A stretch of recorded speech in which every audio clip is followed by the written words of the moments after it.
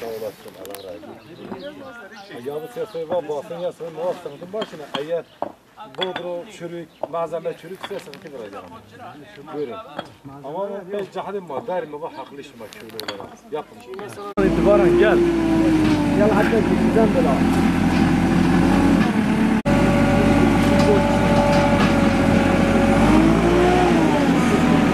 Sağ olasın, Allah razı olsun. Ya bu sesleri var, basın yasını, muhasebinin başına eğer bodro, çürük, malzeme çürük sıkıntı vereceğim. Buyurun. Ama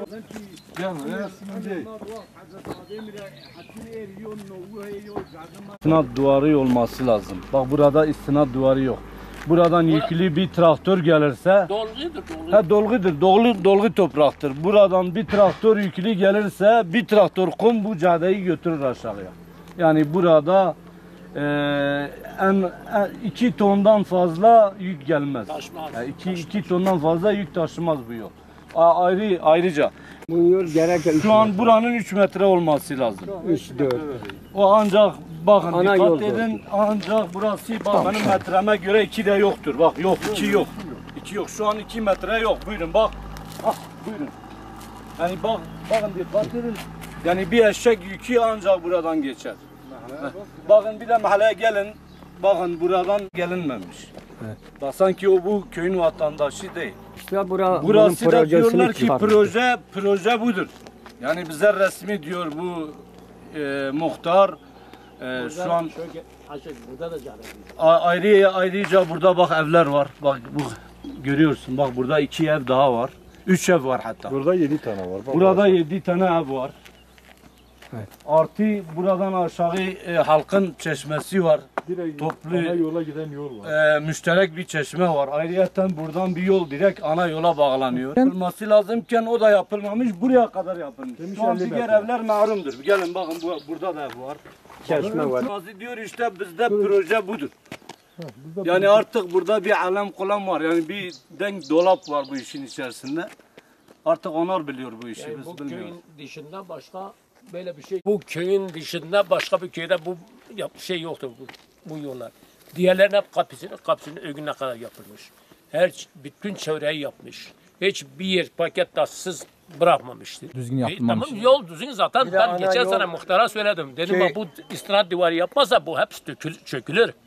Yani muhtar bana dedi 50 metre burada 50 metreden 30 metre 26 metre yapmış. Yapmamış. Ama mesela buradan o dereye kadar gereken istinad duvarı yaptırıyor. Yapmamış. Yarın mesela bir kamyon geldiyse o toprakla beraber hep aşağı yuvarlanıp gidiler. Buradan bak. Yol burada. Şu tarafa 7 tane ev var. Bak şu tarafa. Evet. 7 tane ev. Buradan çeşmeyle direkt ana yol. Evet. Kesmişler işte. Buradan kesmişler. Mühendise telefon açtım buranın mühendisine. Özel idarenin. Mühendis diyor muhtar diyor mühendis. Sorun bu. Bu yol ana yola bağlanıyor. Evet. Artı bir de burada su var. Kaynak su var. Bu mahallenin hepsinin bu kaynak sudan besleniyor. Yani hepsi bundan faydalanıyordu. Şimdi evet sular vardır fakat hayvanlarını bile bundan suluyordular. Bu yapılmamış işte. Bu karşı mahalleye giden yol yapılmamış. Buraya gelen yol yapılmamış suya çeşme. Yıllardan önce ta Osmanlı döneminden beridir burası vardır. Köyün ortak malıdır burası. Havuz da ortak maldır, su da ortak maldır. Ve burada hem hayvanlarını hem bahçelerini buradan suluyorlar. Yol daha yakın. Hemen buradan hemen bu alt yol direktmen aşağıya iniyor. Bak ana yol buradan görünüyor hemen. 300 metre, 300-400 metre ana yol görünüyor. Buranın bağlanması lazım. Zaten biz buradan çamurdan çıkamıyoruz. Yani yazın bile çamurdur. Kışın zaten hiç buradan çıkılmıyor. Evet. Artı bir de daha büyük sorun var. Şu an devlet konutları yapılmış. Bak hemen karşımızda. Hatta 3 sene oturuyorum bu anda yani kışın bizim minibüs var. Evet. Ben bir torba şeker caminin yanında belirtme alıyorum oraya kalp ameliyatı. Evet. Bende kalp ameliyatı var yapamadım. Kaç sefer muhtara söyledim. Yetkili kişilere söyledim. Bizim bir de trafo yapılacak.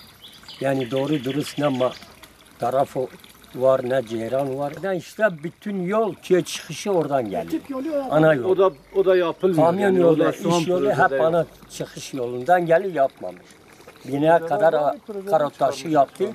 Orada 1 kilometre, 1,5 kilometre var onu bırakmışlar. Olması lazımdır bu kışın. İşte bu kışın bizim araba hiç çıkmıyor. Yani caminin yanında biz köyün içinde bir torba şeker eşya Bingöl'de getirdiği zaman sırtıma alıyorum. 1 kilometre. 1,5 kilometre. Yani vardır konutlara çıkıyor. Evet.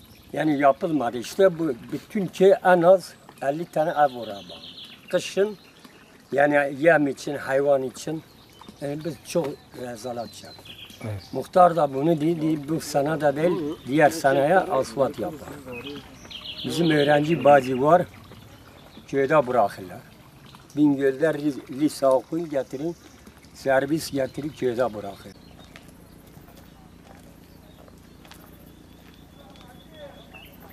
Köyün azası yani. Evet. Muhtar bu anda yok, köylü de gelmedi, köylerin hesabına gelmiyor. Bazı Ona adamların söyleyin. evin yanı yaptı, onlara iyiydi. Ana yol komple verdi cehdelere.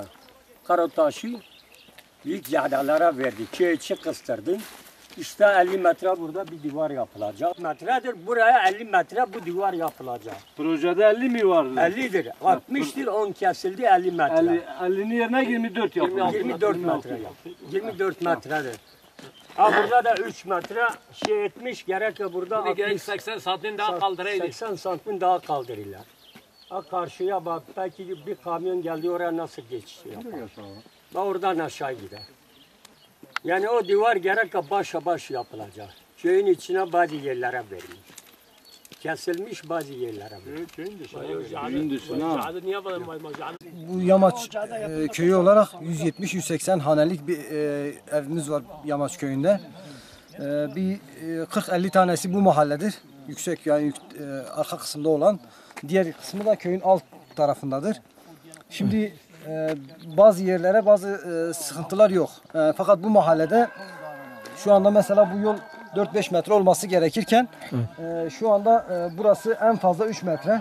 İlerisi 2,5 metreye düşüyor. Arabanın 300 metre yol boyunca bir arabanın dönüş yeri bile yok. Evet. Yani iki araba karşılaşırsa diğer araba 300 metre geri gitmesi lazım ki diğer araba yol verebilsin. Burada ileride arabamızın dönüş aldığı yer var. Yani orayı da kapatmışlar. Yani yapmamışlar. Yani şu an ne araba dönüş yerimiz var. Normalde bir köye en fazla 10-15 yılda bir hizmet yapılır. Bizim zaten buraya ilk defa bir hizmet yapılıyor, sözde bir hizmet.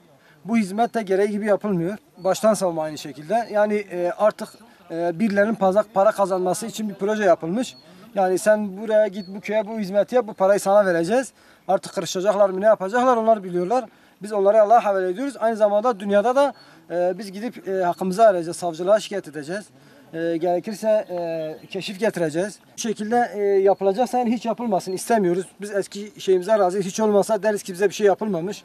Fakat bu yapmacık, şakacı bir yolu yapıp da bize 20 yıl size yol yaptık demesinler.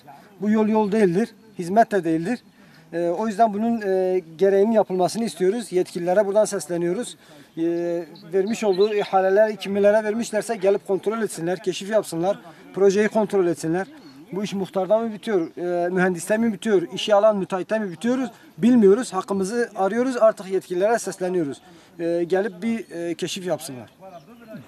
İşte dediği gibi bazı yerleri projede olmayan, yani bazı yerlere bunu aktarmışlar. Yerlerin hakkını başka yerlere aktarmışlar. İşte ben demedim bazı Artı bir de köylerin bu vardır. hesabına Şu an geliyor. kırım Bazı- yapılmış mesela. Yani burada ihalede kırım yapılmış. 450 milyar para çıkardı. 450 milyar ihale yapılmış. 260'ı aldı. Para çıkmış bu ihalede 260 milyara bu ihale alınmış. Bu ihale nasıl bunu kaldıracak? İşte buradan bizim yollarımızdan kırpıyorlar. İşte 4 metre olması gereken yere 3 metre. Şu an köyün içinden buraya kadar birer metre çalınmış. Artı istinad duvarları yapılması gereken tarih boyudur. İlk defa bir yol yapılıyor köyümüze.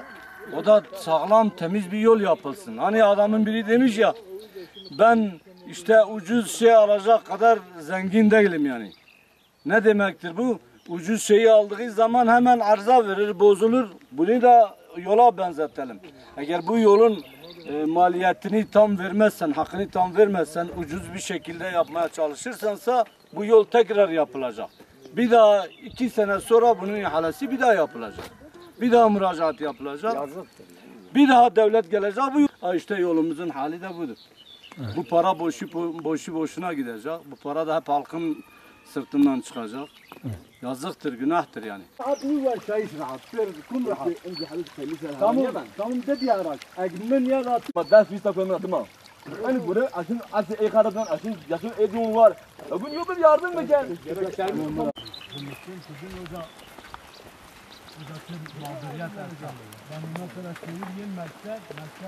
Yapmadı biz yaptık. Biz kendi paramızla yaptık. Abi şu anda gördüğümüz Ha, yeri. bu gördüğünüz o şeye kadar biz kendi paramızla döne gün yaptık. Yapmadık. Birbirimize o gün mühendis burada söz verdi bize. Dedi yarın buradan başlayalım gitti. Kayboldu hala gelmedi. Ha, biz baktık yok biz de geldik gitti para çimento getirdik kendi paramızla yaptık. Ha baba rahmetli. Hep çarçırıyor yıkmaya çalışıyor yıkmaya çalışıyorlar. Mesela sen orada çalmışsın bak. Bak o divar orada yapma. Şimdi bir araba getiriyor oradan arabayla beraber orada yenmiyor aşağı.